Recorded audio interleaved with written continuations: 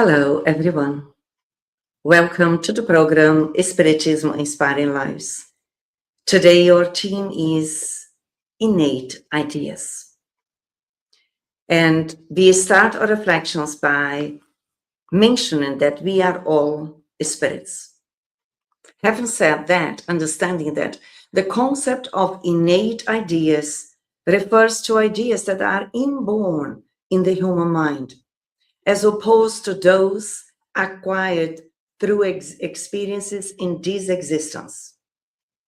In the context of reincarnation, innate ideas are innate in the soul's integral psyche.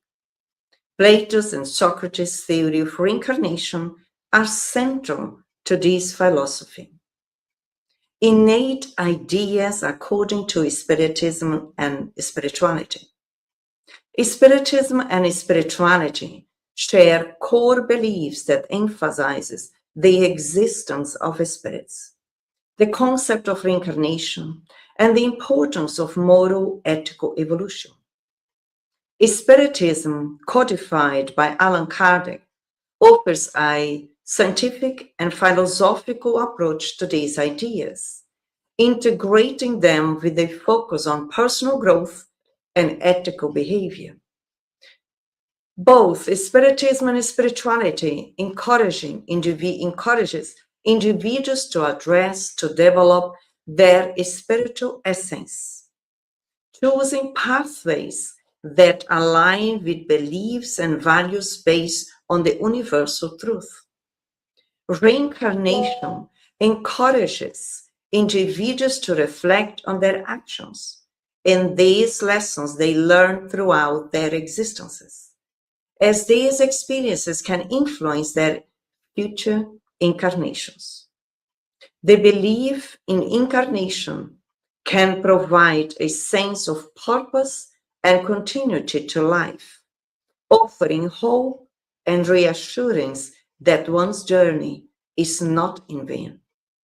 Spiritism teaches that spirits are immortal entities or immortal beings that evolve through the different reincarnations, and that individuals are responsible for their thoughts, emotions, actions, and decisions, favoring personal growth, ethical behavior, and the pursuit of knowledge and love as means to favor one's spiritual progress. Having said that, let's move now. There were some questions and answers within the Spiritist philosophy. Understanding for those that have perhaps are beginners or the first heard this reference to Spiritism. Spiritism is a science which deals with the nature, origin, and destiny of the spirits and their relationship with the corporeal world. So let's start with the first question in the Spirit's book, question 218. And I quote, "Does an incarnate spirit preserve any trace of the perceptions it had in the knowledge it acquired in its previous existences? A vague memory remains, giving the incarnate spirit what you call innate ideas."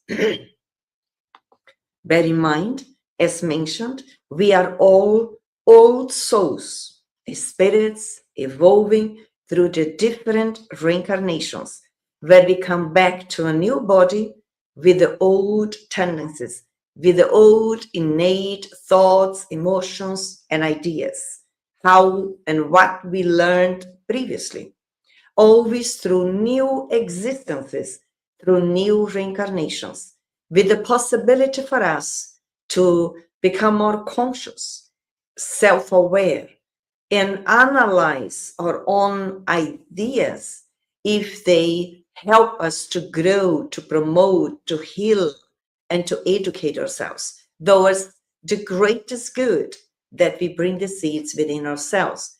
But still, we are invited to choose, to put the effort into to study about the universal laws, to learn to self-analyze ourselves, and in the same way, to potentialize our ability to make choices and changes whenever it's necessary.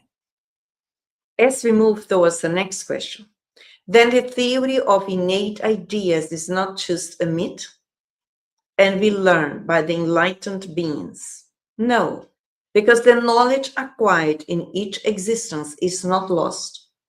When a spirit is free of matter, it always recalls such knowledge. While incarnate, it may forget it partially and temporarily, but the intuition that remains helps it advance. Without it, it would always have to start over. Instead, with each new existence, the spirit starts from the point at which it had finished the preceding one. I quite like this question as the continuation process of learning. So once we reincarnate through a new physical body, we become quite limited through the law that we forget things so that we can use more freely our free will in the current existence, making new choices or adapting the old ideas which are coming from our own essence, from our own wisdom, which we acquired already previously. But also, having said that, we may not remember everything, but we learn in previous existences because we are invited to train our free will or discernment or new ways of learning. That does not mean that we forget everything what we learned in previous existences. Because once we are in the physical body, we become quite limited. But this experience in the physical body is transitory, is in a short period. Sooner or later, through the natural law of life, call it death or disincarnation, we will free ourselves from the physical body as immortal beings, continue our life, and we become, it's almost like we enter in contact again with the broader consciousness, meaning with the experience, the ideas that we learned previously.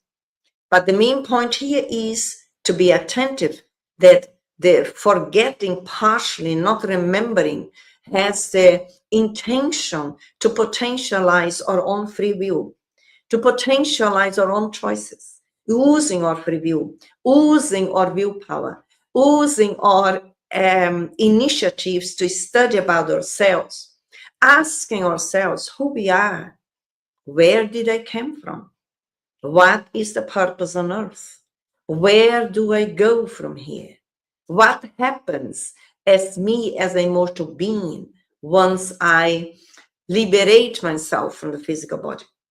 So it is important to understand we carry on as we are in the current position. But the current position, mentally speaking, emotionally speaking, psychically speaking, spiritually speaking, is not written in stones, meaning we are here to constantly actualize ourselves, validating the elements of our superconsciousness and also restructuring what we bring from our unconscious level, meaning our limitations or shortcomings, or even the ideas which we learned in a wrong way in the past. We all have a long journey already through different existences, and surely we learned a lot of things. And as we are all in the pathway of evolution, that means learning in the school earth, which still is a more imperfect world. Surely we also have a lot of imperfect ideas or belief systems that need to be revised and actualized. So moving forward then to the next one. Then isn't there a very close connection between two successive existences? Not always as close as you may think, because the conditions of the two existences are often very different. also the spirit may have progressed within them. So we may think, oh my God, I have an existence, then I disincarnate, then I come back again. Is that very close connection with my belief systems and everything else? Not really, as the enlightened beings are referring here. Why not? Because between one existence and another, there can be quite some big, huge gap between, where we carry on in the spiritual world learning, therefore also changing our ideas or actualizing them. So in other experiences, perhaps the timing to return again to a new physical body through a new reincarnation may be shorter, other times more longer. There are different elements that are taken into account for those decisions.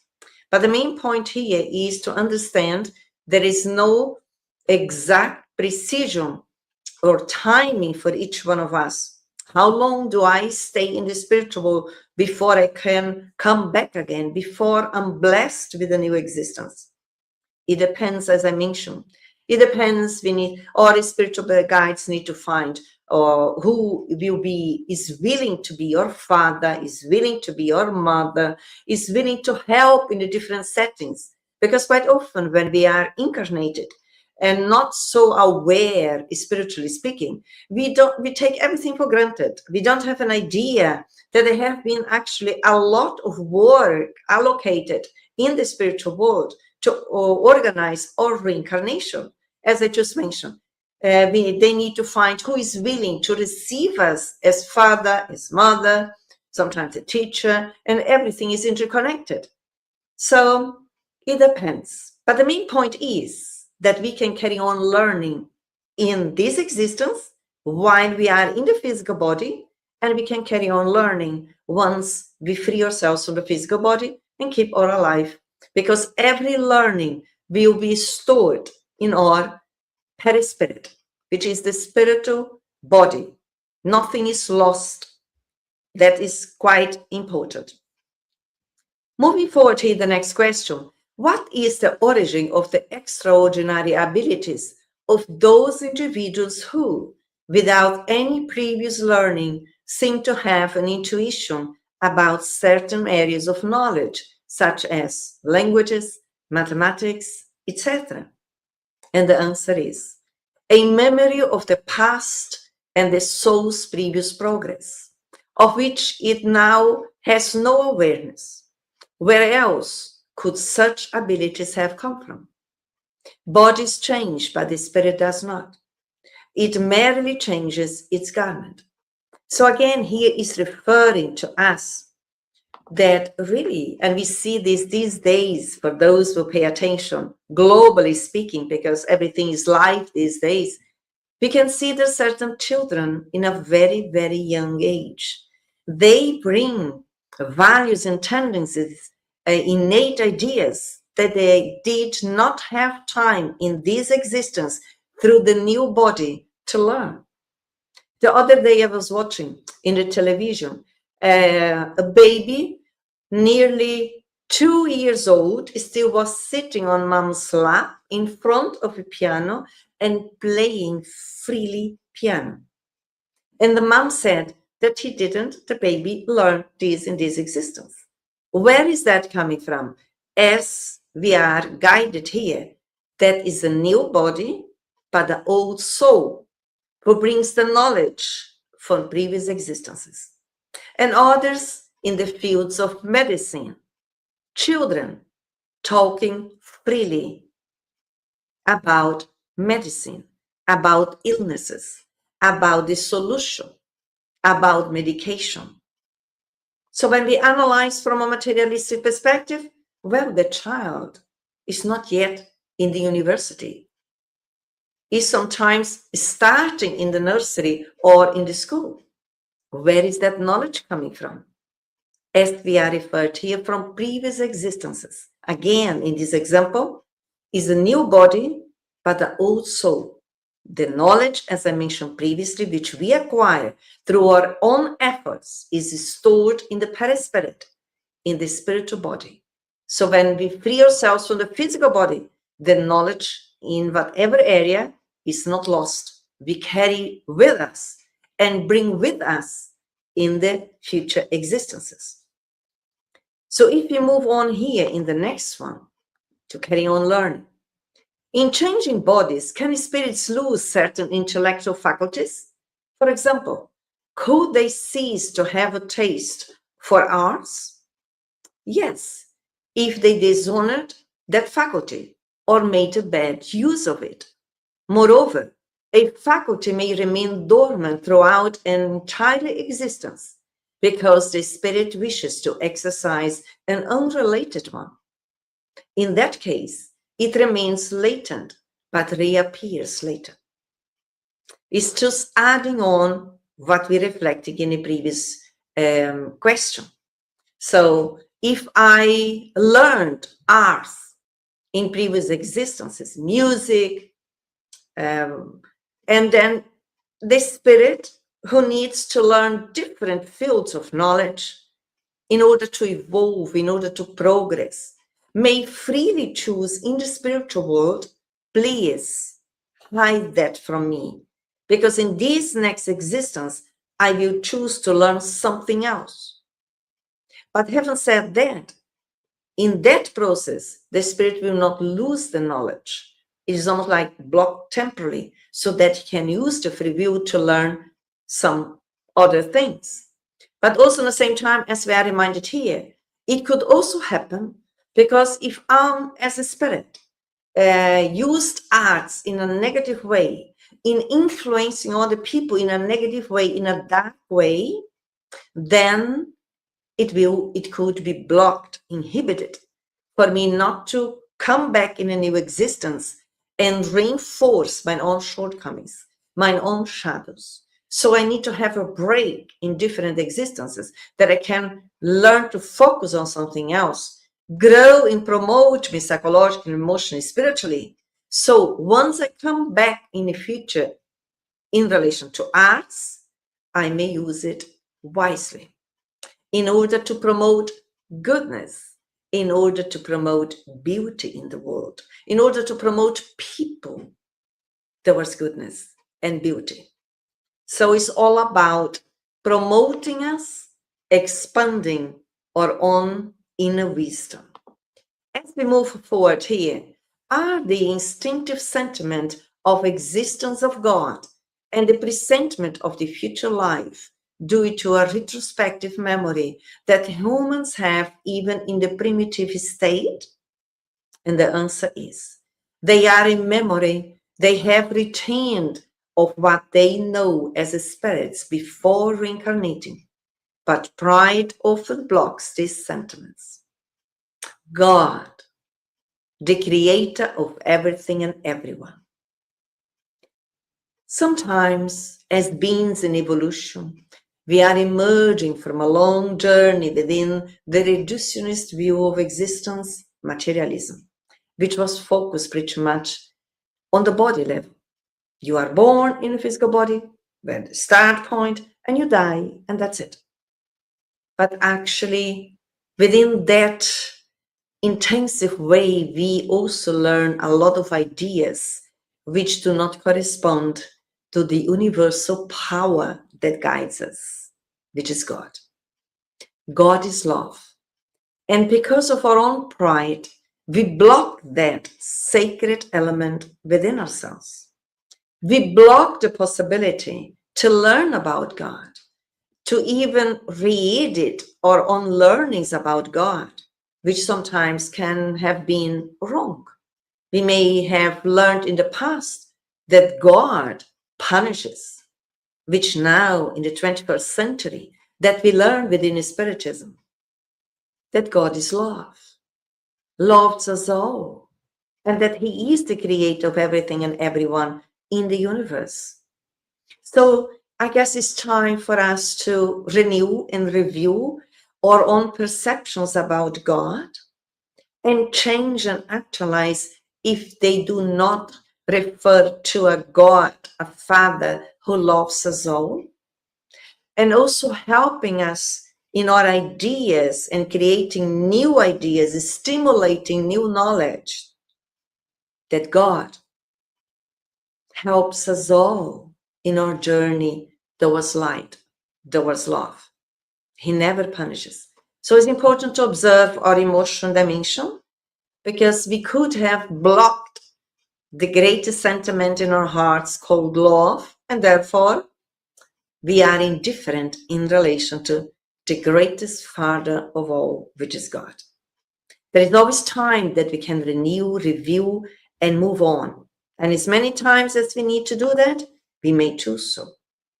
Then as we move forward, is it the same memory to which are own certain beliefs related to the Spiritist doctrine and which are found in all cultures? This doctrine is as old as the world. That is why we find it everywhere, proof that it is true. Since it preserves an intuition of its spirit state, the incarnate spirit has instinctively awareness of the invisible world. This awareness, however, is frequently distorted by prejudice as well as by superstitions arising from ignorance. When we look within ourselves and carry on enlightening our own minds, our own hearts, which is part of this ability to reflect, to analyze, then we will realize that God, or the teachings of Spiritism, as I mentioned previously, which is a science which deals with the nature, origin, and destiny of the spirits and their relationship with the corporeal world, is the presence of God everywhere with everyone. So it's nothing new what the Spiritism presents. It only presents new terminology in relation to the old knowledge. God, the supreme force of everyone, everywhere. And when I say force, I do not mean aggressiveness. I mean the greatest power in the universe, which is love. So it's important to observe what is my perception, ideas in relation to God. What have I been able so far to learn according to the truth which God is? What are my innate ideas in relation to God, to his love? Or may I notice my prejudice in relation to God, which also could have happened in previous existences, through pride, through selfishness, through indifference. And now, as is the best version of ourselves, we can choose to address these subjects, to open our psyche, to open our minds and hearts, and be willing to study more about, refresh our minds, so that we actualize our innate ideas which impact this existence and the future existences as well. Because we carry on alive, we carry on in understanding. And it's important to understand there was that line of thoughts that underdeveloped souls retain the ideas, tendencies, characters, and passions it had on earth, as we learn in the Gospel according to Spiritism. Is under the item introduction, the summary of the doctrine of Socrates and Plato.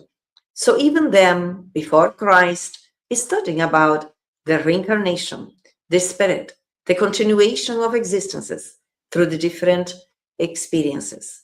So when we are underdeveloped, meaning as spirits, when incarnate souls, it's also important to address the objective of our existence on earth now, which is to evolve. And we cannot evolve if we are not aware of our lower tendencies, of our own shortcomings, of our own passions, inferior passions, because we are here expanding our consciousness here on earth, so that we can now perceive them without blaming ourselves, but really investing time and effort in acquiring new understandings, meaning new ideas that become or innate ideas that we are developing, because the evolution of the spirit requires the personal effort.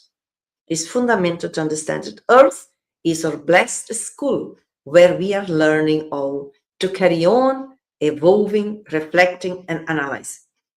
And then still in the Gospel according to Spiritism, helping us in our reflections, we learn that, I quote, materialism, by proclaiming nothingness after death, nullifies any further moral responsibility, consequently serving as an incentive for evil. Only the man who has freed himself of vices and enriched himself with virtues can calmly await the awakening in the other existences. We carry on. How? The way that we choose to live our existences on earth. And we are all imperfect. Although our imperfections are in different degrees, some of us already are more enlightened through their own efforts, through their own transformation, through their own enlightenment. Others may still be struggling more. Doesn't matter. We are all learners of ourselves. We are in the great school earth with the great possibility to be the teachers of ourselves. To understand that whatever we choose to think today and repeat to think tomorrow in any moment, we are conditioning ourselves. And those conditions we will carry with us once we disincarnate. Once we reincarnate in future existences, become our innate ideas. Therefore, it is important to challenge ourselves when our current ideas are low, based on low tendencies. Our thoughts are focused on hurting others, on selfishness, on pride, on gossip, on slander. Because gossip and slander, for instance, everything starts through our thoughts. So when we don't renew them, then we pass it on for our future existences. And that always represents our imbalanced state of mind. Surely, all the afflictions that we bring with us. So let's choose in the present really to look within ourselves and understand that innate ideas in any field of knowledge means that the soul, the spirit, put effort into to conquer that knowledge. And nothing what we learn, put effort into, will be lost. Surely, I mean what is based on the universal code of truth, which is equal for all of us. Everything that represents the opposite, which is based on thoughts or belief systems, which are based on our pride, selfishness, and vanity, illusion, and ignorance, that will be changed throughout the different existences. Everything that is impeding our self-enlightenment process, that will be actualized by each one of us. So it's fundamental that we analyze which kind of ideas we are holding and nourishing and repeating on daily basis, because those ideas is the way that we are talking to ourselves and also to others. This is the way, once we come to the end of this existence, will be, let's say, the impressions, the characters, mentally and emotionally speaking, that we take with us. We can always and every day improve a bit more, challenge our own negative thoughts or unfriendly thoughts, educating our mentality. There was a more fraternal way of thinking, choosing to elaborate thoughts of goodness towards ourselves and others around us, choosing to elaborate thoughts that helps us to forgive ourselves and others, choosing to elaborate thoughts to cooperate towards the good for all, wherever we are and with who we are, and so on and so forth. So it's important to think about that. And in that way, we are coming to the end of these brief reflections, hoping they can reflect some drops of wisdom of enlightening our souls. And I hope to see you soon. Meanwhile, I wish you much peace. Take care. Bye-bye.